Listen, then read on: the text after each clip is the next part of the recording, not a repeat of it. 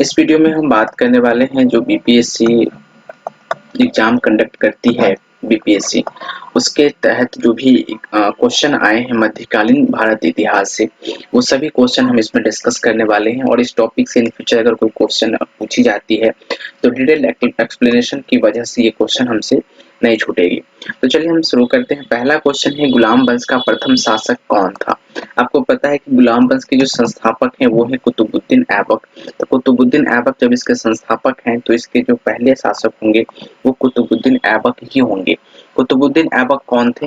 तो मोहम्मद गौरी के ये गुलाम थे। ठीक है, मोहम्मद गौरी के अनेकों गुलाम थे, अनेकों गुलाम में से जो है एक ये गुलाम होते हैं। कुतुबुद्दीन ऐबक के बाद जो है वो इल्तुतमिश जो है वो शासक बनता है, और इल्तुतमिश के बाद जो है रजिया उसकी बेटी जो होती हैं वो शासन जो है वो दिल्ली सल्तनत की पहली महिला महिला जो है, ये रजिया महिला है, ये शासन बनती है। सबसे पहले हम इसका एक्सप्लेनेशन देख लें, इसमें से हर डाउट जो है वो क्लियर हो जाएगी। भारत में गुलाम वंश के प्रथम शासक कुतुबुद्दीन ऐबक होते हैं, जो 1206 ईस्वी में गुलाम वंश की स्थापना करते हैं और राजधानी जो है वो लाहौर को बनाते हैं, जो कि वर्तमान पाकिस्तान में आपको देखने को मिलता है। और 1210 ईस्वी में इनकी मृत्यु हो जाती है, जिस वजह से ये गुलाम वंश के कम दिन ही करने वाले शासक बनते हैं। वह ऐबक नामक तुर्क जनजाति का था। कौन? कुतुबुद्दीन ऐबक। बचपन में उसे निसापुर के काजी फखरुद्दीन अब्दुल अजीज कुकी ने एक दान के रूप में जो है वो खरीदा था। काजी ने उसकी उचित ढंग से देखभाल की और सभी शिक्षाओं में पूर्ण कराया। ऐबक बचपन से ही अति सुरीले स्वर में कुरान पढ़ता था, जिसके कारण इन्हें कुरान खां या फिर कह सकते हैं कुरानों का पाठ करने वाले को जो कुरान खां कहा जाता है, इस नाम से ये प्रसिद्ध होते हैं। साथ ही साथ ये लाख बख्श के नाम से भी ये प्रसिद्ध होते हैं, क्योंकि ये जो है सो छोटी मोटी भूल चूल को जो माफ कर देते थे, तो इसलिए मैंने उदार स्वभाव के थे। बाद में वह जो है सो निसापुर से जो है वो गजनी लाया गया, जहां उसे गौरी ने खरीद लेता है। अपनी प्रतिभा, लगन और ईमानदारी के बल पे वह शीघ्र ही ऐबक ने गौरी का विश्वास पात्र बन जाता है, और गौरी ने उसे अमीर ए आखुर के पद पर जो है प्रोन्नत कर देता है, और वहां से उसके जीवन का एक नया अध्याय जो है वो प्रारंभ हो जाता है, और वह दिल्ली का पहला तुर्क शासक था। ठीक है, कौन? कुतुबुद्दीन ऐबक। यद्यपि वो लाहौर से ही शासन करता था, उसी को भारत में तुर्क राज्य का संस्थापक भी माना जाता है। गौरी की मृत्यु के बाद लाहौर के नागरिकों द्वारा आमंत्रित करने पर वहां पहुंचकर शासन सत्ता अपने हाथ में ले लेते हैं। कौन? कुतुबुद्दीन ऐबक। यद्यपि उसने अपना राज्याभिषेक गौरी की मृत्यु के 3 माह पश्चात जून 1206 ईस्वी में करवाता है, और ऐबक ने कभी सुल्तान की उपाधि जो है वो धारण नहीं करते हैं। उसने केवल मलिक और सिपह सलार की पदवियों से भी अपने आप को जो संतुष्ट रखता है, और गौरी के उत्तराधिकारी जो गयासुद्दीन द्वारा मुक्ति पत्र प्रदान करने के बाद नियम पूर्वक 1208 ईस्वी में ऐबक को दास्ता से मुक्त कर दिया जाता है। मतलब क्या है कि ये 1200 मतलब जो कुतुबुद्दीन ऐबक है वो किसके?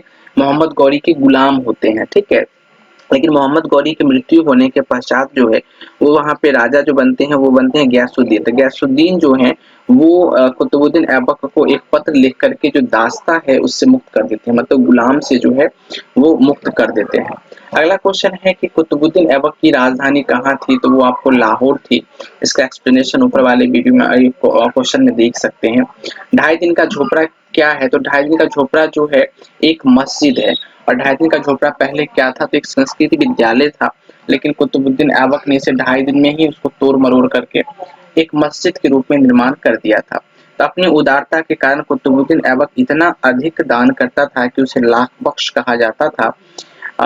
यदि व्यक्ति किसी की दानशीलता से प्रशंसा करते थे तो उन्हें अपने युग को ऐबक पुकारते थे। उनकी इस उपाधि जो है जो कुरान खां भी थी ऐबक को। कुरान खां तो हमने इस वीडियो में इस क्वेश्चन में हमने देख ही लिया कुरान खां क्यों कहा जाता था, क्योंकि कुरानों को सुरीली शब्द में ये गा करके सुनाते थे। साहित्य से अनुराग था और स्थापत्य कला में भी उनकी रुचि थी। कालिक विद्वान हसन निजाम और फख्र ए मुदब्बिर को उसका संरक्षण प्राप्त था। उन्होंने ऐबक को अपने ग्रंथ समर्पित किए थे। हसन निजामी ने ताज उल मासिर की रचना की। ऐबक ने दिल्ली में कुब्बतुल इस्लाम और अजमेर में 2.5 दिन का झोपड़ा नामक मस्जिदों का निर्माण कराया था। उसने दिल्ली में स्थित कुतुब मीनार का निर्माण भी कार्य प्रारंभ करवाता है, लेकिन इसे पूरा इल्तुतमिश करवाता है। अगला क्वेश्चन है, कुतुब मीनार किसके द्वारा पूरा किया गया था? तो इल्तुतमिश के द्वारा जो है वो पूरा किया गया था। अगला है कि भारत में मोहम्मद गौरी ने किसको प्रथम अक्ता प्रदान किया था? किसने? मोहम्मद गौरी ने तो कुतुबुद्दीन ऐबक को। गौरी की विजयों के बाद शीघ्र ही उत्तर भारत में अक्ता प्रथा स्थापित हो गई। गौर के मोहम्मद शाम या फिर कह सकते हैं मोहम्मद गौरी ने कुतुबुद्दीन ऐबक को 1191 ईस्वी में हांसी अक्ता या फिर इक्ता प्रांत प्रदान करता है और 1192 ईस्वी में तराइन के द्वितीय युद्ध में उसने महत्वपूर्ण भूमिका निभाई। उनके कारण अब तराइन का द्वितीय युद्ध जो है वो किस किस के मध्य लड़ा गया था, आप हमें कमेंट में बताएं, थोड़ा देर में हम आपको बता ही देंगे। इससे महत्वपूर्ण भूमिका निभाई और उससे कार्यों से प्रसन्न होकर के गौरी ने उसे क्रमशः कोहराम और समाना का प्रशासक जो है वो नियुक्त करता है। वस्तुतः 1192 से 1206 ईस्वी तक उसने गौरी के प्रतिनिधि के रूप में उत्तरी भारत की विजित भागों पर प्रशासन जो है वो संभालता है। ठीक है, अगला क्वेश्चन है कि बिहार का प्रथम मुस्लिम विजेता कौन था? तो बिहार के प्रथम मुस्लिम विजेता जो हैं वो बख्तियार खिलजी होते हैं और बख्तियार खिलजी भी जो हैं वो कौन थे? तो ये भी एक गुलाम थे, किसके? तो मोहम्मद गौरी के। मोहम्मद गौरी के एक साधारण दास इख्तियाउद्दीन मोहम्मद बिन बख्तियार खिलजी ने 1193 से 1202 ईस्वी के मध्य बिहार की विजय की तथा नालंदा में विक्रमशिला विश्वविद्यालय को तहस नहस जो है यही करते हैं और राजधानी जो है उदंतपुरी पर कब्जा कर लेते हैं। उसने 1202 से 3 ईस्वी के आसपास बंगाल पर भी आक्रमण करते हैं। उस समय वहां का शासक जो है वो लक्ष्मण सेन थे। वह बिना युद्ध किए ही भाग निकला। तुर्की सेना ने राजधानी नादिया में प्रवेश कर बुरी तरीके से जो है वो लूटपाट करता है। राजा की अनुपस्थिति में नगर ने आत्मसमर्पण कर दिया। लक्ष्मण सिंह ने भागकर दक्षिण बंगाल में शरण ली और वहीं कुछ समय तक शासन करता रहा। प्रसिद्ध पर्शियन इतिहासकार मिन्हाजुद्दीन सिराज ने अपनी पुस्तक तबकात नासिर में बिहार में उसके हमलों के बारे में जो है विस्तृत वर्णन किया है। अगला क्वेश्चन है कि बिहार पर बख्तियार खिलजी के हमले का पहला विवरण प्राप्त हुआ है, तो कहाँ से प्राप्त हुआ है? तो तबकात ए नासरी से जो है वो पहला विवरण हमें प्राप्त होता है। ये 64वीं बीपीएससी 18 का क्वेश्चन है। अगला है कि नालंदा बिहार का विध्वंस किसने किया था? तो अभी हमने बात किया बख्तियार खिलजी जो है वो नालंदा विश्वविद्यालय को तहस नहस कर दिया, लाइब्रेरी को भी वहां पे उसी ने ही जलाया था। इल्तुतमिश ने बिहार में अपना प्रथम सूबेदार किसे नियुक्त करता है? कौन? इल्तुतमिश। तो इल्तुतमिश जो है मल्लिक जानी को बिहार का जो है पहला सूबेदार नियुक्त करता है। 1225 ईस्वी में इल्तुतमिश ने बिहार शरीफ एवं राठ पर अधिकार कर राजमहल की पहाड़ियों में तेलियागढ़ी के समीप हिसामुद्दीन ऐवाज को पराजित किया। ऐवाज ने इल्तुतमिश की अधीनता स्वीकार कर ली और इल्तुतमिश ने ऐवाज के स्थान पर मल्लिक जानी को बिहार का सूबेदार जो है वो नियुक्त करता है। तो क्वेश्चन पूछा जाएगा तो फिर अब आपसे जो है दिक्कत नहीं होगी। वह प्रथम मुस्लिम शासक कौन था जिसने शासक के सिद्धांत या फिर शासन के सिद्धांत को राजाओं के ईश्वरीय अधिकार सिद्धांत थ्योरी ऑफ डिवाइन राइट के समान प्रतिपादित किया था? तो बलबन जो है इसका आंसर होगा। इसका एक्सप्लेनेशन देखिए तो बलबन प्रथम मुस्लिम शासक था जिसने शासन के सिद्धांत को राजाओं के ईश्वरीय अधिकार सिद्धांत के समान प्रतिपादित किया। उनके अनुसार सुल्तान पृथ्वी पर ईश्वर के प्रतिनिधि हैं और उनका स्थान पैगंबरों के पश्चात है। राजा जिल्ले अल्लाह या फिर जिल्ले इलाही अर्थात ईश्वर का प्रतिबिंब है। उनके पुत्र बुगरा खां ने कहा था सुल्तान का पद निरंकुशता का सजीव प्रतीक है। अगला जो क्वेश्चन है कि किस दिल्ली सुल्तान ने रक्त एवं लोह की नीति अपनाई थी? तो रक्त और लोह की नीति अपनाने वाले जो दिल्ली के सुल्तान थे वो थे आपकी बलबन। देखिए किसी भी एग्जामिनेशन में अगर आप बैठे तो बलबन को आप जो है बिल्कुल पढ़ें। मध्यकालीन भारत में ये बलबन का टॉपिक है तो मोहम्मद बिन तुगलक, जैसे कि एमबीटी आपका मोहम्मद बिन तुगलक आते हैं, उससे पढ़ना पड़ेगा। बलबन को भी आप पढ़ना पड़ेगा। रजिया सुल्तान को थोड़ा सा, ये सब बहुत छोटे छोटे टॉपिक हैं लेकिन बहुत ही इंपॉर्टेंट है। अलाउद्दीन खिलजी को भी आपको जो है वो पढ़ने पड़ेगा। तो ये सब जो इम्पोर्टेंट टॉपिक है ये सब आप पढ़ेंगे और सबसे क्वेश्चन जो है वो आपका बनता ही है। बलबन के विषय में कहा गया है कि उसने लोह और रक्त और लोह की नीति जो है वो अपनाई थी। बलबन ने राजस्व सिद्धांत को 2 मुख्य विशेषताएं थी। प्रथम था, सुल्तान का पद ईश्वर के द्वारा प्रदत्त होता है, और द्वितीय, सुल्तान का निरंकुश होना आवश्यक है। उसके अनुसार सुल्तान पृथ्वी पर ईश्वर का प्रतिनिधि है, उसका स्थान जो है पैगंबर के पश्चात आता है। ईश्वर का प्रतिनिधि का जो उर्दू शब्द है वो है आपका नियामत ए खुदाई। सुल्तान का कार्य करने की प्रेरणा और शक्ति ईश्वर से प्राप्त होता है। मतलब सुल्तान जो भी कार्य करते हैं उसकी प्रेरणा किससे प्राप्त होता है, तो ईश्वर से प्राप्त होता है। इस कारण जनसाधारण या फिर सरदारों को उनके कार्यों की आलोचना का अधिकार जो है वो नहीं है। ये किसके वक्तव्य हैं, तो बलबन के। जब उसने राजस्व प्राप्त किया तो वह शरीयत के नियमों और आदेशों से पूर्णतः स्वतंत्र था। बर्नी ने यह कथन किस सुल्तान के लिए कहा है, तो अलाउद्दीन खिलजी के लिए जो है बर्नी ने यह कथन जो है वो कहते हैं। एक 46वां बीपीएससी जो है उसमें पूछा गया क्वेश्चन है 2003-4 में। तो जियाउद्दीन बर्नी ने उक्त कथन अलाउद्दीन खिलजी के लिए कहा है कि अलाउद्दीन दिल्ली का पहला सुल्तान था जिसने धर्म पर राज्य का नियंत्रण स्थापित था। मतलब जिसने धर्म पर राज्य का नियंत्रण जो है वो स्थापित था। इस संदर्भ में अपनी नीति की व्याख्या करते हुए वह स्वयं कहता है कि मैं नहीं जानता कि कानून की दृष्टि में क्या उचित और क्या अनुचित है। मैं राज्य की भलाई अथवा अवसर विशेष के लिए जो उपयुक्त समझता हूँ उसे को करने की आज्ञा देता हूँ। अंतिम न्याय के दिन मेरा क्या होगा मैं नहीं जानता। अलाउद्दीन ने राजपद के विषय में बलबन के विचार को पुनः जीवित किया। वह राजा की सार्वभौमिकता में विश्वास रखता था, जो पृथ्वी पर ईश्वर का प्रतिनिधि मात्र है। उसने अपनी शक्ति को वृद्धि के विषय में खलीफा की अनुमति लेना आवश्यक नहीं समझा। इसलिए उसने खलीफा से अपने पद की मान्यता प्राप्त करने के संबंध में कोई याचना नहीं की। उसने अपने आप को यामीन उस खिलाफत नासिर या फिर अमीर उल मोमानिन बताया है। इस प्रकार अलाउद्दीन दिल्ली का पहला सुल्तान था जिसने धर्म को राजनीति में हस्तक्षेप नहीं करने दिया। अलाउद्दीन उलेमा वर्ग के प्रभाव से मुक्त रहते हैं। अगला क्वेश्चन है, अलाउद्दीन खिलजी के प्रसिद्ध सेनापतियों में किसकी मंगोलों के विरुद्ध लड़ते हुए मृत्यु हो गई थी, तो जफर खां जो है उसकी मंगोलों के विरुद्ध लड़ते हुए जो है मृत्यु हो जाती है। अलाउद्दीन का प्रसिद्ध सेनापति जो जफर खान होते हैं, जफर खान मंगोलों के विरुद्ध लड़ता हुआ मारा जाता है और जो अपने समय का श्रेष्ठ और साहसी सेनापति था। जफर खान के शौर्य और भारतीय सेना की दृढ़ता से मंगोल इतने प्रभावित हुए कि उसी रात को 30 कोस पीछे हट गए और वापस जो है वो चले जाते हैं। अगला क्वेश्चन है, रानी पद्मिनी का नाम अलाउद्दीन की चित्तौड़ जो विजय से जोड़ा जाता है उनके पति का नाम क्या था, तो राणा रतन सिंह जो है वो उनके पति का नाम है। इस पे एक मूवी भी बना है, आप जाके देख लेना। पद्मिनी की कहानी जो है आधार है 1540 ईस्वी की मलिक मोहम्मद जायसी द्वारा लिखित काव्य पुस्तक पद्मावत। ठीक है, पद्मावत से। इनके अनुसार पद्मिनी जो है वो चित्तौड़ की राणा रतन सिंह की अत्यंत सुंदर और विदुषी पत्नी थी। अमीर खुसरो ने सुलेमान और रानी शैवा के प्रेम प्रसंग का उल्लेख अपने ग्रंथ में किया था और उसने अपने संकेतों में अलाउद्दीन की क्षमता सुलेमान से तथा पद्मिनी की तुलना शैवा से की थी।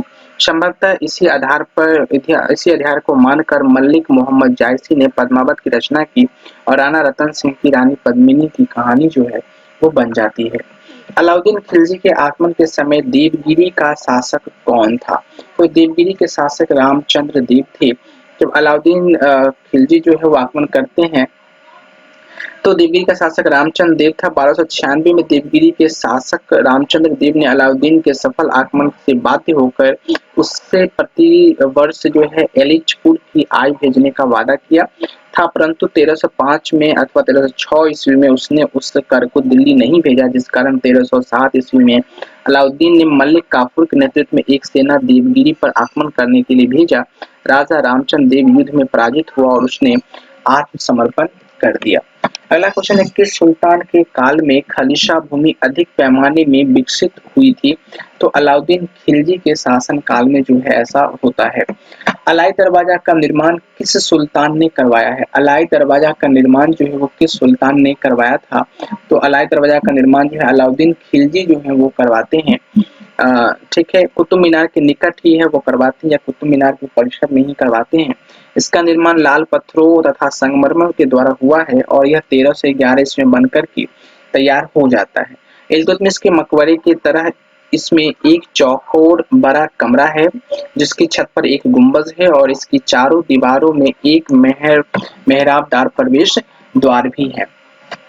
अगला क्वेश्चन है, दिल्ली के किस सुल्तान ने सबसे ज्यादा नहरों का निर्माण करवाया था? तो फिरोज शाह तुगलक जो हैं वो दिल्ली में सबसे ज्यादा नहरों का निर्माण करवाए थे। नहरों का सबसे बड़ा जाल का निर्माण करवाने के कारण प्रसिद्ध है कौन? फिरोज शाह तुगलक।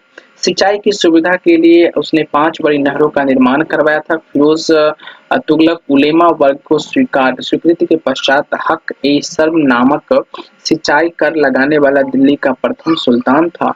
उन किसानों को जो सिंचाई के लिए शाही नहरों का पानी प्रयोग में लाते थे, अपनी पैदावार का 1/10 भाग सरकार को देना पड़ता था। अगला है, फिरोज तुगलक द्वारा स्थापित दार उल शफा क्या है? मतलब फिरोज शाह तुगलक के द्वारा स्थापित जो दार उल शफा है वह क्या है? तो एक खैराती अस्पताल है। राज्य के खर्च पर हज की व्यवस्था करने वाला पहला भारतीय शासक फिरोज तुगलक था। उसने दार उल शफा नामक एक खैराती अस्पताल की स्थापना की और उसमें कुशल जो है हकीम रखे। कुशल हकीम का मतलब होता है डॉक्टर। निम्नलिखित में से किस सुल्तान ने बेरोजगारों को रोजगार दिलवाया? किस सुल्तान ने बेरोजगारों को रोजगार दिलवाने का काम किया? तो फिरोज तुगलक जो है वही बेरोजगारों को रोजगार दिलवाने का काम किए। सामान्य लोगों की भलाई के लिए जो है उपकार के कार्य किए। नियुक्ति के लिए एक दफ्तर रोजगार दफ्तर खोल करता प्रत्येक मनुष्य के गुण एवं योग्यता की पूरी जांच पड़ताल करने के बाद यथासंभव अधिक से अधिक लोगों को नियुक्ति देकर उसने बेकारी की समस्या हल करने का प्रयास करते हैं। निम्नलिखित में से किस सुल्तान के दरबार में सबसे अधिक गुलाम थे? सबसे अधिक गुलाम जो है वो फिरोज तुगलक के ही दरबार में सबसे अधिक गुलाम देखे जाते हैं। निम्नलिखित में से किस सुल्तान ने फलों की गुणवत्ता सुधारने के लिए उपाय किए थे? जो फल हैं उनकी गुणवत्ता सुधार करने का काम फिरोज तुगलक करते हैं। तो आप देख रहे हैं फिरोज तुगलक बहुत सारे इंपॉर्टेंट काम किए हैं जिससे क्वेश्चन बनता है और आप देख रहे हैं बिना बने हुए क्वेश्चन यहाँ से तो हम नहीं बोल रहे क्योंकि ये सब PYQ है, प्रीवियस ईयर क्वेश्चन जो पिछले साल पूछे गए हैं। फिरोज शाह तुगलक ने बागवानी में अपनी अभिरुचि के कारण दिल्ली के निकट 1200 नए बाग लगवाए तथा अलाउद्दीन के 3 पुराने बागों को फिर से जो है वो लगवाते हैं। अगला क्वेश्चन है, फारसी यात्री अब्बू रज्जाक भारत के किस राजा के शासन काल में भारत की यात्रा करते हैं? तो देवराय सेकंड के शासन काल में जो है अब्बू रज्जाक भारत की यात्रा पर आते हैं। उसके पश्चात तैमूर के आक्रमण के बाद भारत में किस वंश का राज्य जो है वो स्थापित होता है? तो सैयद वंश की स्थापना जो है आपको तैमूर के आक्रमण के बाद भारत में स्थापित होती है। तैमूर आक्रमण जो है वो 1398 ईस्वी में तुगलक शासक को कमजोर कर दिया और 1412 ईस्वी में नसरुद्दीन की मृत्यु के साथ ही तुगलक वंश का अंत हो जाता है। 1314 ईस्वी में सरदारों ने दौलत खां को दिल्ली का सुल्तान चुना परंतु दौलत खां ने सूबेदार खिज्र खां से पराजित हो गया। परंतु दौलत खां के सूबेदार खिज्र खां ने पराजित कर दिया। ठीक है, दौलत खां के सूबेदार जो है वो पराजित करते हैं। वह तैमूर द्वारा नियुक्त लाहौर का सूबेदार था। तैमूर के आक्रमण के पश्चात 1414 ईस्वी में उसने दिल्ली पर अधिकार कर एक नए वंश की स्थापना करता है और वह कौन सा वंश होता है? तो सैयद वंश। तैमूर के आक्रमण के पश्चात दिल्ली पर किस वंश की स्थापना होता है? तो सैयद वंश का। ठीक है, उसके पश्चात निम्नलिखित में से किस सुल्तान ने एक नगर जो है वो बसाया था जहां अब आगरा है? तो सिकंदर लोदी जो है वो उस शहर का नगर उस शहर का निर्माण करवाया था या फिर उस शहर को बसाया था। 17 जुलाई 1489 ईस्वी में निजाम खां सुल्तान सिकंदर शाह के नाम से सिंहासन पर बैठते हैं और वह लोदी वंश का महानतम शासक था। 1504 ईस्वी में सिकंदर लोदी ने राजस्थान के शासकों पर नियंत्रण के उद्देश्य से यमुना नदी के किनारे आगरा नामक नवीन नगर जो है वो बसाते हैं। इसे अपनी राजधानी बनाया। उसने कृषि और व्यापार की उन्नति के लिए प्रयत्न करते हैं और नाप का पैमाना गज ए सिकंदरी उसी के समय में प्रारंभ किया गया उसने निर्धनों के लिए मुफ्त भोजन की व्यवस्था भी किया। उसके समय में योग्य व्यक्तियों की एक सूची बनकर प्रत्येक 6 माह पश्चात उसके सामने प्रस्तुत की जाती थी। वह शिक्षित और विद्वान था। उसके स्वयं के आदेशों से एक आयुर्वेदिक ग्रंथ का फारसी अनुवाद किया गया, जिसका नाम जो है वो आपका रखा गया फरहंगे सिकंदरी। उसके समय में गायन विद्या का एक श्रेष्ठ ग्रंथ लज़्ज़त ए सिकंदर शाही की रचना हुई। सिकंदर लोदी शहनाई सुनने का बहुत शौकीन था। तो सिकंदर लोदी जो है वो शहनाई सुनने के बहुत शौकीन थे और वह गुलरुखी उपनाम से कविताएं भी लिखते थे। ठीक है। अगला क्वेश्चन है कि विजयनगर साम्राज्य के संस्थापक कौन थे?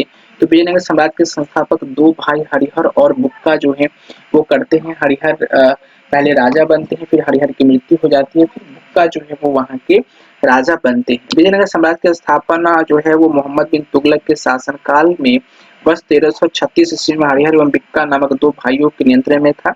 इस राज्य की राजधानी जो है वो हम्पी थी, जो कि तुंगभद्रा नदी के किनारे स्थित था। अगला क्वेश्चन है कि विजयनगर के उस पहले शासक की पहचान करें जिसने बहमानियों से गोवा जो है वो छीन लेते हैं। तो हरिहर सेकंड जो है वो गोवा जो है वो छीन लेते हैं। 1337 ईस्वी में बुक्का की मृत्यु के पश्चात उसका पुत्र हरिहर द्वितीय सिंहासन पर जो है वो बैठते हैं। उनके महाराजा धीराज की उपाधि जो है वो धारण करता है और उसने कनारा, मैसूर, त्रिचन्नापल्ली, कांची आदि प्रदेशों को जीता और श्रीलंका के राजा से राजस्व वसूल किया। बहमानी राज्य ने भी उसका संघर्ष हुआ। 1377 ईस्वी में सुल्तान मुजाहिद ने उसके राज्य पर आक्रमण किया, किंतु सफल नहीं हुआ। हरिहर सेकंड को सबसे बड़ी सफलता पश्चिम में बहमनी राज्य से बेलगांव व गोवा छीनना था। वह शिव या फिर कह सकते विरूपाक्ष का उपासक होते हैं। अगला क्वेश्चन है कि विजयनगर के राजा कृष्णदेव राय ने गोलकुंडा का युद्ध किस राजा के साथ लड़े थे? तो कुली कुतुब शाह के साथ जो है वो गोलकुंडा का युद्ध होता है। विजयनगर के राजा कृष्णदेव राय ने गोलकुंडा का युद्ध गोलकुंडा के सुल्तान कुली कुतुब शाह के साथ लड़ा था। गोलकुंडा में कुतुब शाही वंश का स्थापना कुली कुतुब शाह ने किया था। जब कृष्णदेव राय उड़ीसा के साथ युद्ध में व्यस्त था, तब कुतुब शाह ने विजयनगर की सीमा पर स्थित पांगल और गुंटूर के दुर्ग पर आक्रमण किया तथा बारंगल, कोंडबिंदु आदि के किले जीत लिए। इनके पश्चात उसने विजयनगर पर आक्रमण करने का प्रयास भी किया। कृष्णदेव राय और कुतुब शाह के बीच संघर्ष हुआ। कुतुब शाही की जो सेना थी वो पराजित हो जाती है। अगला क्वेश्चन है कि विजयनगर साम्राज्य की वित्तीय व्यवस्था की मुख्य विशेषता क्या थी? तो भू राजस्व। विजयनगर राज्य की जो विभिन्न स्रोतों से आय प्राप्त होती थी, यथा भू राजस्व, संपत्ति कर, व्यापारी कर, व्यावसायिक कर, उद्योग कर, लगाए जाने वाले कर, सामाजिक और सामुदायिक कर तथा अपराधों के लिए आपराधिक अर्थदंड। भूमि का भलीभांति सर्वेक्षण किया जाता था और उसके उपज का 1/6 भाग जो है भूमि के रूप में वसूला जाता था। देखिए एक्सप्लेनेशन से जो क्वेश्चन है वो बहुत डीप का क्वेश्चन पूछा जाएगा, तो इसलिए आप एक्सप्लेनेशन को भी बड़ी जो है सो अच्छे तरीके से इसको पढ़ें, सरसरी निगाहों इस पे मत डालें। सृष्टि भूमि कर, देखिए अब यहाँ पे क्या है कि विजयनगर साम्राज्य की वित्तीय व्यवस्था की अगर आप बात करें तो पूछ सकता है कि सृष्टि कर जो था वो किसके लिए प्रयुक्त होता था? सृष्टि जो है वो शिष्ट किसके लिए प्रयुक्त होता था? भूमि कर के लिए। तो भूमि कर नाम का राज्य की आय का प्रमुख स्रोत था। केंद्रीय राजस्व विभाग को 98 या फिर कह सकते हैं मैंने 98 या फिर अस्थवन या अथवन कहा जाता था। तो शिष्ट जो है कह सकता है कि विजयनगर साम्राज्य में शिष्ट जो है वो किसके लिए प्रयुक्त होता था? तो भूमि कर के लिए प्रयुक्त होता था। विजयनगर साम्राज्य का अवशेष कहाँ मिलता है? तो ये हम्पी, अभी हमने बात किया था कि हम्पी के समीप था, तो हम्पी में जो है विजयनगर साम्राज्य का अवशेष आपको देखने को मिलता है। हम्पी के खंडहर वर्तमान कर्नाटक में स्थित है। विजयनगर साम्राज्य की प्राचीन राजधानी का प्रतिनिधित्व करते हैं। विजयनगर काल में बना विरूपाक्ष मंदिर यहीं पर अवस्थित है। हम्पी यूनेस्को की विश्व विरासत स्थल सूची में भी शामिल है। अगला है दीवान ए अर्ज विभाग जो है वो संबंधित था किस चीज से? तो रक्षा विभाग से जो है दीवान ए अर्ज विभाग जो है वो संबंधित है। ठीक है। दीवान ए आरिज अथवा दीवान ए मुमालिक सल्तनत काल के सैन्य विभाग का प्रमुख अधिकारी होता था। आरिज ए मुमालिक का विभाग ही दीवान ए अर्ज कहलाता था। इस विभाग की स्थापना बलबन ने किया था। तो क्वेश्चन आपसे ये भी पूछ सकता है कि दीवान ए अर्ज विभाग की स्थापना जो है वो किसने किया था? तो बलबन ने किया था। शिवाजी की राजधानी जो है वो कहाँ थी? तो शिवाजी की राजधानी रायगढ़ है। 56 और 59 में बीपीएससी में ये आपको पूछा था 2015 में, मतलब ये 56 में और 59 में एक ही साल जो है वो एग्जाम हुई थी। अब सेपरेट हो रही है, 70 अलग और 60 अलग। उसके पश्चात क्या है कि 1674 ईस्वी में शिवाजी ने अपना राज्याभिषेक कराया, छत्रपति की उपाधि धारण की एवं रायगढ़ को अपनी राजधानी बनाया। उस युग के महान विद्वान बनारस के पंडित विश्वेश्वर उर्फ गंगा भट्ट ने उन्हें क्षत्रिय घोषित करते हुए उनका राज्याभिषेक जो है वो करते हैं। अगला क्वेश्चन है, बहमनी राज्य के संस्थापक कौन थे? तो अलाउद्दीन हसन। अलाउद्दीन हसन जो है वो बहमनी राज्य के संस्थापक होते हैं। दक्कन के अमीरान ए शादाह के विद्रोह के परिणाम स्वरूप मोहम्मद बिन तुगलक के शासनकाल में अंतिम दिनों में बहमनी साम्राज्य की स्थापना होती है। जफर खान नामक एक सरदार ने अलाउद्दीन हसन बहमन शाह की उपाधि धारण करके 1347 ईस्वी में सिंहासनरूढ़ हुआ और बहमनी साम्राज्य की नींव डाली। उसने गुलबर्गा को अपने नव स्थापित साम्राज्य की राजधानी बनाया तथा उसका नाम शाहनाबाद रखा। अपने साम्राज्य के शासन के लिए उसने इसे 4 तरफों अथवा प्रांतों में विभाजित किया: गुलबर्गा, दौलताबाद, बरार और फिर बीदर। प्रत्येक प्रांत एक शासक के अधीन था। गुलबर्गा का प्रांत सबसे महत्वपूर्ण था। इसने बीजापुर भी सम्मिलित थी। किसमें? इसमें।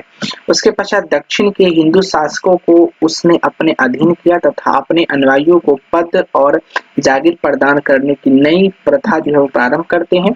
उसने हिंदुओं से जजिया न लेने का आदेश देते हैं। अगला क्वेश्चन है कि सरंजामी प्रथा किससे संबंधित थी? तो मराठा भू राजस्व प्रथा से जो है आपका सरंजामी प्रथा संबंधित है। मराठा काल में सरंजामी प्रथा भू राजस्व प्रशासन से संबंधित थी। उस काल में मराठा जागीरदारों को सरंजामी भूमि उसके निर्वहन के लिए प्रदान की जाती थी। निम्नलिखित में से कौन भूमि उत्पादन पर लगने वाला कर को इंगित करता है? निम्नलिखित में से कौन भूमि उत्पादन पर लगने वाला कर को जो है वो इंगित करता है? तो खराज भी जो है वो उत्पन्न करता है, फिर आपका उस्त्र भी करता है और मुक्तई जो है ये भी करता है। कौन सा? भूमि उत्पादन पर लगाने वाले कर को, ठीक है, इंगित कर रहा है। इसलिए इसका आंसर 1 3 4 1 3 4 डी ऑप्शन जो है इसका होगा। खराज, उस्र और मुक्तई भूमि उत्पादन पर लगने वाले कर को इंगित करता है, जबकि खुम्स भूमि उत्पादन पर लगने वाला कर नहीं है, अपितु खुम्स जो है वो लूट का धन था। खुम्स युद्ध में शत्रु राज्य की जनता से लूटा हुआ धन प्राप्त होता था, उसको हम खुम्स जो है वो बोलते थे। और इस लूट का 4/5 भाग सैनिकों में बांट दिया जाता था और शेष 1/5 भाग राजकोष में जमा होता था। मतलब आपने 5 रुपया जो अगर लूटा है तो 4 रुपया जो है सैनिकों पे खर्च होती थी और 1 रुपया जो है वो राजकोष में जाके जमा हो जाता था। इससे क्या होता था कि सैनिकों में उत्साह होती थी और सैनिक जब भी युद्ध करता था तो उत्साह के साथ युद्ध करता था और वो जीत जाता था। सिकंदर लोदी ने गरे हुए खजाने से कोई हिस्सा नहीं लिया। ठीक है। अगला क्वेश्चन है कि किस सुल्तान ने जमीन में फसल की नपाई का आधा राजस्व के रूप में दावा किया था? तो अलाउद्दीन खिलजी। अलाउद्दीन खिलजी सल्तनत का पहला सुल्तान था जिसने भू राजस्व नीति में कुछ परिवर्तन किए थे। उसने उपज का 50% भू राजस्व के रूप में निश्चित किया, जिसे अनाज के रूप में लेने के लिए जोर दिया गया। इससे पूर्व बलबन और इल्तुतमिश ने भू राजस्व उपज की 1/3 दर से अधिक नहीं लिया था।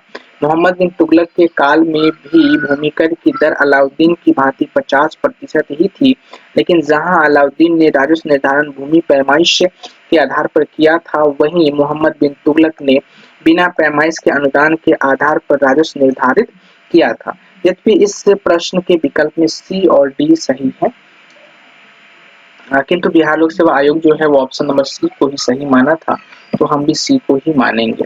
ठीक है। उसके पश्चात अगला क्वेश्चन है, शेख बहाउद्दीन जकारिया किस संप्रदाय से थे? शेख बहाउद्दीन जकारिया किस संप्रदाय से थे? सोहरावर्दी संप्रदाय से जो है आपके शेख बहाउद्दीन जकारिया संबंध रखते हैं। भारत में सोहरावर्दी संप्रदाय शेख बहाउद्दीन जकारिया से प्रारंभ हुआ था। सूफियों के इस संप्रदाय में शेख शाहुद्दीन आरिफ, शेख रुकनुद्दीन और अब्दुल फतह और शेख जमालुद्दीन सुर्ख आदि थे। इन संप्रदाय के संत सुखमय जीवन पर बल देते थे, धन और संपत्ति को साधना में बाध्यक जो है वो नहीं मानते थे।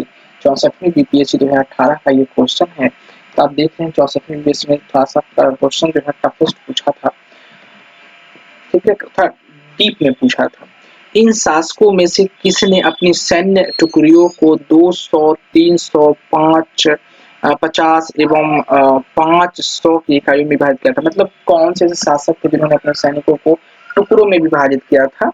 तो जो है सो इस्लाम शाह शेरशाह का पुत्र था। इस्लाम शाह ने पूरे उत्तर भारत में लगभग 8 वर्षों तक शासन किया और उसकी मृत्यु जो है वो 1553 ईस्वी में हो जाती है।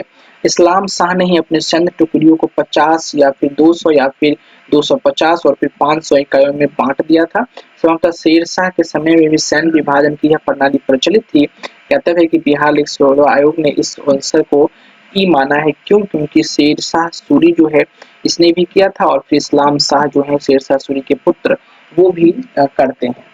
अगला क्वेश्चन है कि देखिए 1553 में इनकी मृत्यु हो जाती है और 1556 में वापस जो है मुगल वंश की स्थापना हो जाती है दोबारा। किसके द्वारा? तो ये हुमायूं के द्वारा की जाती है। अगला क्वेश्चन है कि जवाबित का संबंध किससे था? तो जवाबित का संबंध जो है वो राज्य कानून से है। जवाबित का संबंध जो है वो राज्य कानून से था।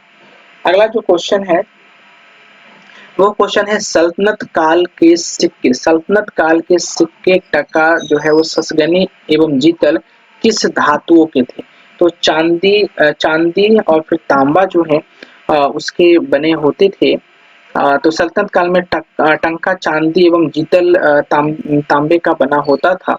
मतलब टका जो है वो चांदी का बना होता था और जीतल जो है वो तांबे का बना होता था। ये दोनों सिक्के इल्तुतमिश द्वारा प्रचलित किए गए थे। ससगनी भी चांदी का सिक्का था। टका एवं जीतल का अनुपात जो है 1:48 था। क्वेश्चन आपसे पूछेगा कि टका जो था टंका वो किस धातु का बना होता था? तो आप देंगे चांदी। वहीं पे जीतल की अगर बात किया जाए तो जीतल किसका बना था? तो तांबे का। ठीक है। भारत में कागज का प्रयोग कब से प्रारंभ हुआ था? तो 12वीं शताब्दी से जो है भारत में कागज की जो है शुरुआत हुई थी। 5वीं 6वीं शताब्दी में चीन में इसका विकास हुआ था। विश्व के विश्व में सर्वप्रथम कागज का आविष्कार चीन में हुआ था। भारत में कागज का प्रयोग 12वीं शताब्दी में प्रारंभ हुआ था। आशुतोष संग्रहालय कलकत्ता में 1105 ईस्वी के पेपर संरचित किया गया है जिसका शीर्षक पंचरक्षा है। यह भारत में कागज का सबसे प्राचीन प्रमाण जो है हमें देखने को मिलता है। अगला जो क्वेश्चन है वो है तबकाते नासरी के लेखक कौन थे? तो मिन्हाज उस सिराज जो है वो तबकाते नासरी हैं के लेखक। ये क्लास 6 के एनसीईआरटी से क्वेश्चन जो है वो पिकआउट किया गया है। तो तबकाते नासरी मिन्हाज उस सिराज का ग्रंथ है जो सुल्तान नासिरुद्दीन को समर्पित किया गया था और यह ग्रंथ 23 अध्याय में विभक्त है। ठीक है। अगला क्वेश्चन है सभी भक्ति संतों के मध्य एक समान विशेषता थी और वो विशेषता क्या थी? तो अपनी वाणी को उसी भाषा में लिखा जिसे अनेक भक्त समझते थे। तो यह बात सही है क्योंकि और ये बात तो होना भी चाहिए। मान लीजिए कि अगर आप यहाँ पे 10 व्यक्तियों को आप समझा रहे हो और आप इंग्लिश में बोल रहे हो लेकिन ये व्यक्ति हिंदी में बोल रहे हैं, माने हिंदी समझ रहे हैं, तो आप जो भी बोलेंगे इस व्यक्ति पे कुछ भी प्रभाव नहीं पड़ने वाला। लेकिन वहीं पे अगर आप हिंदी में बोलेंगे तो इस व्यक्ति को प्रभाव पड़ेगा। तो इसलिए जो है इसका आंसर मतलब आंसर तो वही है लेकिन ऐसा ही होना चाहिए। ठीक है। अगला जो क्वेश्चन है वो देखिए इसका एक्सप्लेनेशन भी देख लेते हैं। भक्ति आंदोलन के संतों का आचार बहुत ऊंचा था। उसमें से बहुत से देश का भ्रमण किया और वे कई प्रकार के लोगों से मिले जिनके विचार भिन्न थे। उन संतों ने साधारण लोगों की भाषाओं को उन्नत करने में अपना योगदान दिया। उन्होंने हिंदी, पंजाबी, बांग्ला, तेलुगु, कन्नड़, तमिल इत्यादि भाषाओं की उन्नति में बहुत योगदान दिया। भक्ति आंदोलन के संत अपने उपदेश क्षेत्रीय भाषाओं में करते थे ताकि वहां के लोग उनके उपदेश आसानी से सुन और समझ सके। इस कारण क्षेत्रीय भाषाओं का विकास जो है वो अत्यधिक मात्रा में देखने को मिलता है। निम्नलिखित में से किस सुल्तान ने निजामुद्दीन औलिया से भेंट करने से इनकार कर दिया? ऐसा कौन सुल्तान थे जो निजामुद्दीन औलिया से भेंट करने से इनकार कर दिया? तो वो थे अलाउद्दीन खिलजी। क्या कारण था जो मना कर देते हैं? तो शेख निजामुद्दीन औलिया ने 7 सुल्तानों का राज्य देखा, जो कि एक के बाद एक सत्तासीन होते रहे, किंतु वे कभी भी किसी के दरबार में नहीं गए। सुल्तान जलालुद्दीन ने शेख से मिलने का बहुत प्रयास किया, यहाँ तक उसने शेख के प्रिय शिष्य अमीर खुसरो के माध्यम से भी प्रयत्न किया, किंतु जब शेख को ज्ञात हुआ कि सुल्तान आने वाला है तो वे अजोधन चले गए। ठीक है, इस प्रकार औलिया न तो सुल्तान से मिले न ही इनकार किया।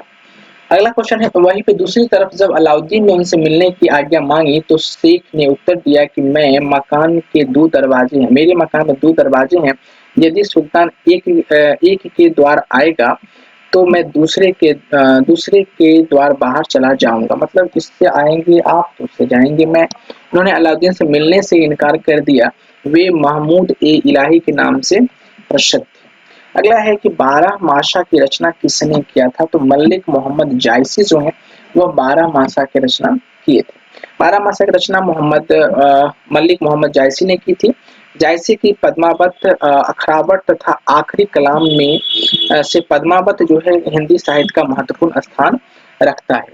पानीपत के युद्ध में बाबर की जीत का मुख्य कारण क्या था, तो उनकी सैन्य कुशलता। बाबर की जो पानीपत जो 1526 में हुआ था, पानीपत के युद्ध में बाबर और इब्राहिम के बीच में, तो इसमें जो मुख्य विशेषता थी वो थी उनके कुशल सैनिक।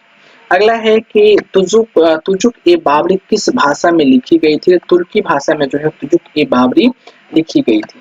अगला, हुमायूं ने चुनार दुर्ग पर प्रथम बार आक्रमण कब किया, हुमायूं ने चुनार दुर्ग पर प्रथम बार आक्रमण जो है वो 1532 ईस्वी में करता है। हुमायूं ने चुनार दुर्ग पर प्रथम बार आक्रमण 1532 ईस्वी में किया और इस किले को उसने 4 महीने तक घेरे रखा, जिसके बाद शेर खानी हुमायूं की अधीनता स्वीकार कर लेता है और इसके अतिरिक्त 1531 ईस्वी में उसने कालिंजर पर आक्रमण किया और 1532 ईस्वी में रायसीना के महत्वपूर्ण किले को भी जो है वो जीत लिया।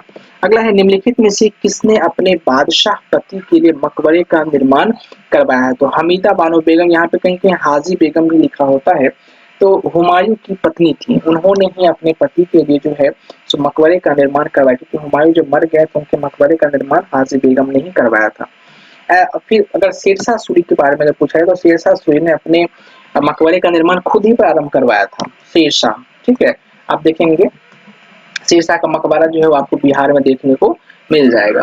एक कृत्रिम झील के बीचों बीच जो है यह मकबरा जो है निर्माण किया गया है, अभी भी वो अच्छे खासी हाल में है, आप देख सकते हैं जाकर के। हुमायूं नामा की रचना जो है वो किसने किया था, तो हुमायूं नामा की रचना जो है वो आपके हुमायूं नामा की रचना जो है गुलबदन बेगम ने किया था। बाबर की शहजादी गुलबदन बेगम ने हुमायूं नामा की रचना की थी, जो फारसी भाषा में लिखा हुआ है।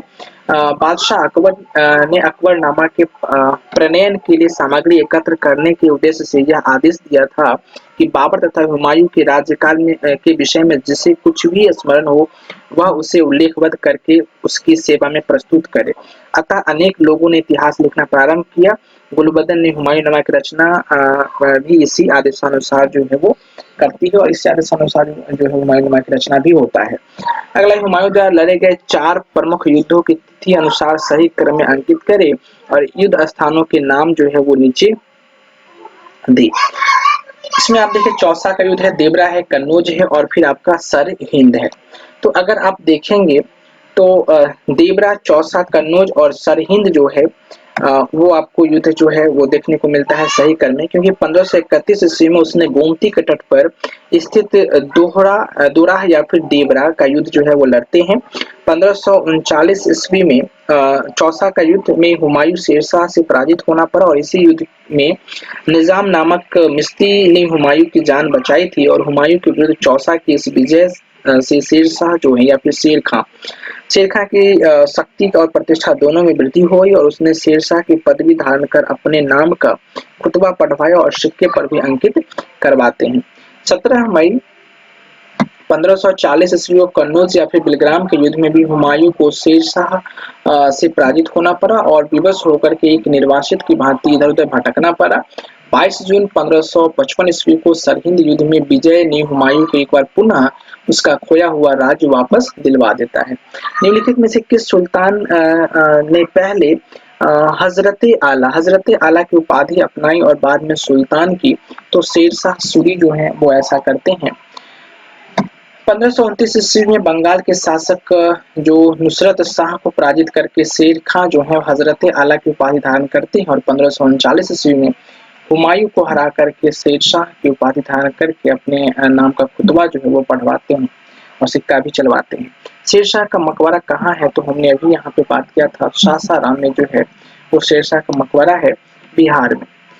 उसके पश्चात ये बिहार के रोहतास जिले में है। सासाराम नामक स्थान पर एक तालाब के बीच में ऊंचे चबूतरे पर बना हुआ है बीच में। कलिंजर युद्ध 1545 में दौरान मतलब घायल होने के कारण जो है शेरशाह की मृत्यु हो जाती है, उसमें वो घायल हो जाते हैं। हल्दी घाटी के युद्ध में महाराणा प्रताप की सेना के सेनापति कौन थे? हल्दी घाटी के युद्ध में महाराणा प्रताप जो सेना के सेनापति कौन थे? तो हकीम खान जो है वह महाराणा प्रताप के सेनापति होते हैं। हल्दी घाटी का युद्ध जो है वो 1576 ईस्वी में महाराणा प्रताप और मुगल सेनापति मान सिंह एवं आसफ खां के मध्य लड़ा जाता है। राजपूत योद्धाओं के अलावा राणा की सेना में अग्रभाग का नेतृत्व जो है अफगानों की एक टुकड़ी के साथ हकीम खां सूर कर रहा था। राणा की सेना में भीलों की भी एक छोटी सी टुकड़ी शामिल थी। यह राणा के मुगलों के साथ आमने सामने की आखिरी मुठभेड़ थी। आगे उसने छापामार युद्ध का ही सहारा दिया था। अगला क्वेश्चन है कि निम्नलिखित में से किस मुस्लिम शासक ने तीर्थ यात्रा कर जो है वो समाप्त कर देते हैं? तो अकबर जो है वो तीर्थ यात्रा कर समाप्त कर देते हैं, क्योंकि जब एक बार विजिट में जाते हैं तो उनको यह चीज की जो है सो जानकारी होती है कि मतलब तीर्थ यात्री कर भी लगा हुआ है, तो उन्होंने उस चीज को हटाते हैं। अकबर ने बंगाल तथा बिहार में मुगल साम्राज्य को मिला। अकबर ने बंगाल और बिहार को मुगल साम्राज्य में कब मिलाते हैं? तो 1576 ईस्वी में जो है वो मुगल साम्राज्य में बिहार और बंगाल के क्षेत्र को मिला लेते हैं। उस समय सुलेमान करारानी की मृत्यु के बाद उसका पुत्र दाऊद खां गद्दी पर बैठा और दाऊद खां ने अपने आप को स्वतंत्र घोषित कर पटना के मुगल किले पर आक्रमण किया। अकबर ने मुनीम खां को दाऊद पर आक्रमण करने तथा बिहार को जीतने का आदेश दिया। मुनीम खां ने दाऊद को एक युद्ध में पराजित किया तथा 1574 ईस्वी में बिहार पर मुगलों का आधिपत्य हो गया। पराजित होने के बाद दाऊद बंगाल भाग गया, किंतु 12 मार्च 1576 ईस्वी को टोडरमल, मुजफ्फर खां एवं हुसैन कुली खां ने मिलकर दाऊद को पुनः पराजित किया। इस प्रकार 1576 ईस्वी में बंगाल बिहार जो है पूरी तरह से मुगल साम्राज्य में मिल गया। भारत में किसके शासनकाल में ईस्ट इंडिया कंपनी का गठन होता है? तो ईस्ट इंडिया गठन जो है वो 1600 ईस्वी में होती है और 1605 ईस्वी में अकबर की मृत्यु होती है, मतलब और 1556 में अकबर का सिंहासन होता है।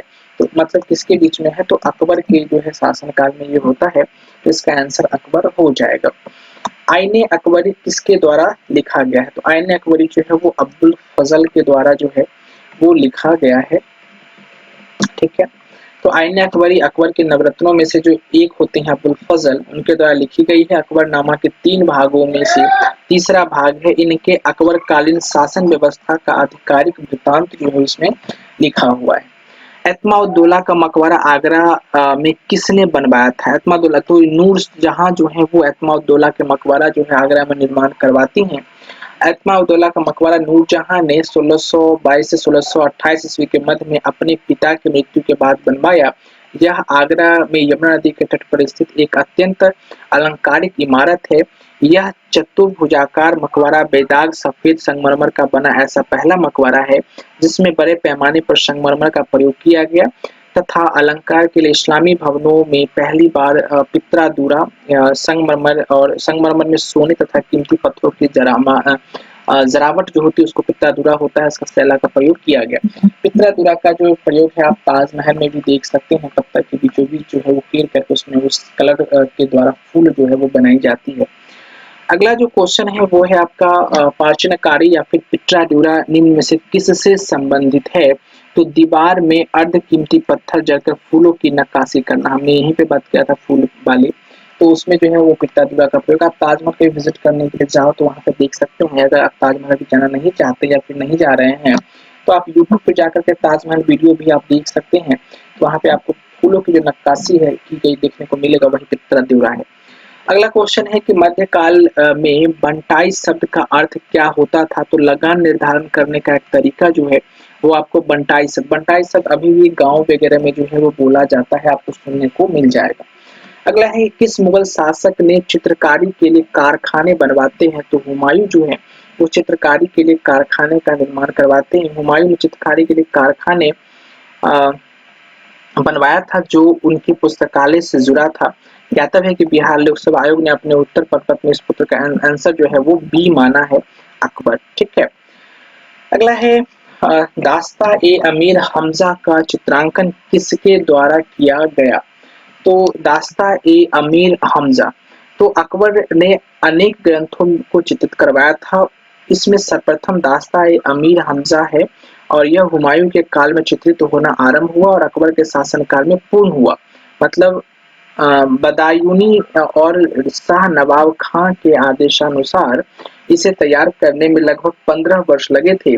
पहले सैयद अली तथा बाद में अब्बुद की देखरेख में प्रायः 50 चित्रकारों ने इसे तैयार करने में हिस्सा लिया। इनमें करीब 1400 चित्र हैं। सभी चित्र 27 बाई 20 आकार वाले असामान्य रूप से लंबे चौड़े फोलियो के एक तरफ चिपकाए हुए थे। यह ग्रंथ फारसी नायक अमीर हमजा के वीरतापुरांत कारनामों का उल्लेख जो है वो आपको करता है। यूरोपीय चित्रकारी का प्रवेश किसके दरबार में हुआ था? यूरोपीय चित्रकारी का जो प्रवेश है वो किसके दरबार में हुआ था? तो अकबर के दरबार में इसका जो है प्रवेश होता है। अगला जो क्वेश्चन है वो है आपका दशवंत और वशावन। दशवंत और वशावन प्रसिद्ध चित्रकार मुगल सम्राट के दरबारी में थे। मतलब किस मुगल सम्राट के दरबार में दशवंत और वशावन जो है वो चित्रकार थे? तो अकबर के दरबार में दशवंत जो एक कहार का बेटा था। कहार का मतलब जो बोरी उठाने वाला जो काम करता है कि काम से अकबर इतना प्रभावित हुआ था कि उसने उसे अपने समय के अग्रणी चित्रकार बनने के सहयोग किया, किंतु बाद में यह महान चित्रकार मानसिक रूप से विक्षिप्त हो गया और 1584 ईस्वी में इसने आत्महत्या कर ली। अकबर कालीन चित्रकारों के नाम अबुल फजल ने अपनी पुस्तक आईने अकबरी में गिनाए हैं। दशवंत, बसावन, केशवलाल, मुकुंद, मशकीन, फारूक, कलम, माधव, जगन्नाथ, महेश, खेमकरण, तारा, शांबल और हरिवंश आदि। मुगल चित्रकला किसके नेतृत्व में अपने शीर्ष बिंदु पर पहुंच जाता है? तो जहांगीर के शासनकाल में जो है मुगल कला या फिर मुगल चित्रकला जो है अपने शीर्ष पर पहुंच जाता है। ये 65वें बीपीएससी 2019 का क्वेश्चन है। अगला है जब्ती या फिर कह सकते हैं कि जाप्ती प्रणाली किसकी उपज थी? तो जाप्ती प्रणाली अकबर की उपज थी। अकबर के शासनकाल में भू राजस्व वसूली के लिए जाप्ती प्रणाली का प्रचलन हुआ, जो भूमि सर्वेक्षण, भू राजस्व निर्धारण के लिए दस्तूर आलम फिर जाप्ती खसरे की तैयारी पर आधारित थी। साम्राज्य के अधिकार भूभाग में यही प्रणाली जो है वो प्रचलित होती है। यह कथन किसका है कि अकबर के शासन में इलाहाबाद में 40 स्तंभ युक्त मंजिलों के निर्माण में 5000 से 20,000 लोगों ने 40 साल तक काम किया था? तो ये विलियम्स फ्रिंच जो है ये उनका कथन है। विलियम फिंच के अनुसार इलाहाबाद स्थित पैलेस ऑफ 40 पिलर्स के निर्माण में 40 वर्ष लगे और इसके निर्माण हेतु 5000 से 20,000 लोगों जो है वो काम किए थे। कश्मीर का अकबर नाम से प्रसिद्ध सुल्तान कौन था? तो सुल्तान जैनुल आबदीन जो हैं वो आपकी कश्मीर का अकबर के नाम से प्रसिद्ध थे और ये 64वें बीपीएससी का क्वेश्चन है। अकबर के समान धर्म सहिष्णु एवं सामाजिक कार्यों के लिए सुल्तान जैनुल आबदीन को कश्मीर का अकबर कहा जाता है। उसने संस्कृत के अनेक महत्वपूर्ण ग्रंथों का अनुवाद कराया तथा श्रीभट्ट और मंसूर बिन अहमद जैसे वैद्यों की संरक्षण भी प्रदान किया। दो अस्पा एवं सिंह अस्पा प्रथा किसके द्वारा जो है वो शुरू की गई थी? तो जहांगीर के द्वारा जो है यह शुरू की जाती है। दो अस्पा एवं सिंह अस्पा प्रथा जहांगीर ने चलाई थी। इसके अंतर्गत बिना जात पद बढ़ाए ही मनसबदारों को अधिक सेना रखना पड़ता था। दो अश्वा का मतलब होता है इसमें मनसबदारों को अपने सवार पद के दोगुना घोड़े रखने पड़ते थे। वहीं पे सिंह स्पेन के इन मनसबदारों को अपने सवार पद के 3 गुने घोड़े जो हैं वो रखने पड़ते थे। ईरान के शाह और मुगल शासक के बीच झगड़े की जड़ क्या थी? तो ईरान के शाह और मुगल शासकों के बीच झगड़े का कारण जो थी वो था आपका कंधार। ठीक है, तो कंधार राज्य ईरान के शाह और मुगलों के बीच संघर्ष की जड़ थी, क्योंकि कंधार को अपने हाथों में रखना मुगल शासक तथा ईरान के शाह के लिए प्रतिष्ठा का विषय बन गया था। दोनों शासकों की साम्राज्यवादी योजनाओं को कार्यान्वित कर किया जाना बहुत कुछ कंधार को अपने हाथों में रखने पर ही निर्भर था। दिल्ली के लाल किले का निर्माण जो है वो किसने करवाया था? तो दिल्ली के लाल किले का निर्माण शाहजहां ने करवाए थे। तो इसका आंसर जो है वो आपका डी होगा। 42वें बीपीएससी में क्वेश्चन था, अकबर ने फतेहपुर सिकरी की भांति शाहजहां ने भी दिल्ली में अपने नाम पर शाहजहांबाद नामक एक नगर की स्थापना किया। 1638 ईस्वी में वहां अनेक सुंदर एवं वैभवपूर्ण भवनों का निर्माण कर उसे सुसज्जित करने का प्रयास किया गया। शाहजहांबाद के भवनों में लाल किले सबसे प्रमुख हैं। चतुर्भुजाकार यह किला लाल बलुआ पत्थर से निर्मित होने के कारण लाल किला के नाम से जो है वो प्रसिद्ध है। इसका निर्माण कार्य 1648 ईस्वी में पूर्ण होता है और इस किले के पश्चिम द्वार का नाम लाहौरी दरवाजा एवं दक्षिणी द्वार का नाम दिल्ली दरवाजा रखा गया है। यह सुंदरता तथा शोभा में अनोखा है तथा स्वतः विश्व जो है संभवतः विश्व में अतुल्य है। निम्नलिखित में से किस इतिहासकारों ने शाहजहां के शासनकाल को मुगल काल का स्वर्ण युग कहा गया? निम्नलिखित में से किस इतिहासकार ने शाहजहां के शासनकाल को मुगल काल का स्वर्ण युग कहा है? तो A L. Srivastava. Doctor A L. Srivastava ने अपनी पुस्तक मुगल कालीन भारत में लिखा है कि शाहजहां का शासनकाल भारत के मध्ययुगीन इतिहास में स्वर्ण युग के नाम से प्रसिद्ध है। यह केवल कला और कला में भी वास्तुकला की दृष्टि से ही सत्य माना जा सकता है। जे.एल. सरकार और बी. स्मिथ शाहजहां के काल को स्वर्ण युग मानने के पक्ष में नहीं है। ए.आर. शर्मा ने शाहजहां के काल को स्पष्ट रूप से मुगल काल का स्वर्ण युग माना था। विकल्प सी जो है इसका सही है। औरंगजेब द्वारा चलाए जिहाद का अर्थ क्या है? तो औरंगजेब द्वारा चलाए जिहाद का अर्थ क्या है? तो दारुल इस्लाम। दारुल इस्लाम जो है वो आपको जिहाद का अर्थ है। औरंगजेब सर्वोपरि एक उत्साही सुन्नी मुसलमान था। देखिए, मुसलमान के 2 गुट होते हैं, एक होते हैं शिया और एक होता है सुन्नी। अगर आप शिया की बात करें तो शिया वाले अगर आप देखना चाहते हैं तो ईरान वगैरह में जो भी मुसलमान हैं वो आपको शिया देखने को मिलेगा और सऊदी अरब में जो है वो आपको सुन्नी देखने को मिलेगा। उनकी धार्मिक नीति सांसारिक लाभ की किसी विचार से प्रभावित नहीं थी। उदार दारा और विरुद्ध सुन्नी कट्टरता के समर्थक के रूप में राज सिंहासन प्राप्त करने वाले की हैसियत से उसने कुरान के कानून को कठोरता से लागू करने का प्रयत्न किया। इस कानून के अनुसार प्रत्येक धार्मिक मुसलमान को अल्लाह की राह में मेहनत करनी चाहिए, या दूसरे शब्दों में तब तक गैर मुसलमानी देशों के विरुद्ध धर्म युद्ध करना चाहिए या फिर जिहाद जो है वो करना चाहिए तब तक कि वे इस्लाम की राज्य या फिर दारुल इस्लाम के रूप में परिवर्तित नहीं हो जाते। पटना में किस सिख गुरु का जो है वो जन्म होता है? तो गुरु गोविंद सिंह का जो है वो जन्म होता है और सिख गुरु के ये अंतिम गुरु और 10वें होते हैं, मतलब 10वें गुरु हैं और अंतिम भी है। गुरु गोविंद सिंह सिख धर्म के 10वें गुरु थे। इनका जन्म जो है वो 1666 ईस्वी में पटना बिहार में होता है, जबकि मृत्यु 1708 ईस्वी को नांदेड़ महाराष्ट्र में इनका होता है। मुगल प्रशासन में मुहत्तशीब था। मुहत्तशीब क्या था? तो लोक आचल अधिकारी जो है वो था। अगला जो क्वेश्चन है कि मुगल मैंने इसका मतलब एक्सप्लेनेशन देखिए तो मुगल प्रशासन में मुहत्तशीब जन आचरण के निरीक्षण विभाग का प्रधान था। उनका कार्य जो है वो प्रजा के आचरण को उच्च बनाए रखना था। प्रजा के आचरण को शुद्ध बनाए रखने के लिए अकबर ने नगरों में मंदिर की बिक्री तथा वैश्याओं का निवास निषिद्ध घोषित कर दिया।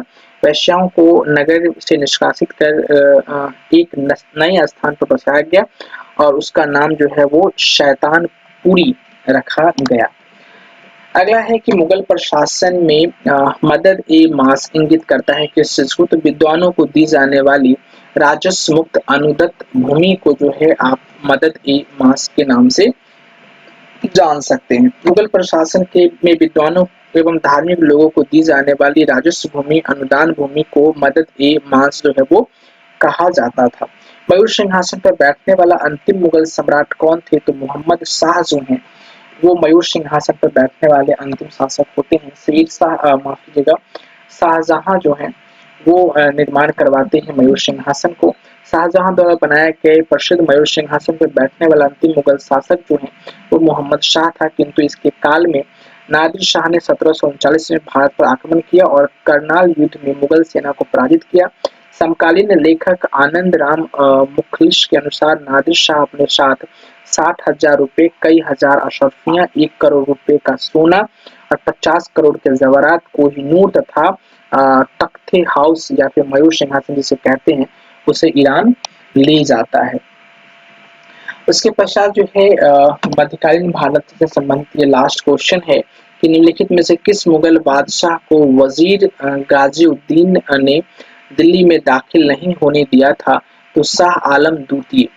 शाह आलम द्वितीय का कार्यकाल जो है वो 1759 से लेकर के 1806 ईस्वी तक था। उसका वास्तविक नाम अली गौहर था। उनके पिता आलमगीर द्वितीय की मृत्यु के समय वो बिहार में था, यद्यपि उसे मुगल बादशाह घोषित कर दिया गया, किंतु मुगल दरबार की गुटबाजी के चलते वह बिहार में ही रहा और दिल्ली का सिंहासन 1760 ईस्वी से 1771 तक खाली पड़ा रहा। 1772 में मराठों की सहायता से ही वह दिल्ली पहुंच सका। शाह आलम द्वितीय के समय में ही दिल्ली पर अंग्रेजों का अधिकार 1803 ईस्वी में हो जाता है। तो मध्यकालीन भारत से संबंधित यहाँ तक ही क्वेश्चन था, जो कि बीपीएससी में पिछले 20 सालों से आए हुए क्वेश्चन है, उसका समावेशन था। तो आप ये ओवरव्यू देख लें कि बीपीएससी किस प्रकार का क्वेश्चन पूछता है। तो ये आपके 70वीं बीपीएससी के लिए भी इम्पोर्टेंट है, 71वीं बीपीएससी के लिए भी इम्पोर्टेंट है। बीपीएससी ट्री जो है आपका 3.0 या फिर कह सकते हैं 4.0, इसमें भी ये क्वेश्चन जो है आपको इम्पोर्टेंट साबित होगा, क्योंकि इससे संबंधित क्वेश्चन जो है वो पूछे जा सकते हैं। तो अगर वीडियो अच्छा लगा हो तो प्लीज लाइक शेयर और सब्सक्राइब जरूर करें, और हो सके तो अपने दोस्तों के साथ भी शेयर करें, और कोई सुझाव हो तो अपने कमेंट बॉक्स में लिखना ना भूलें। Thank you so much.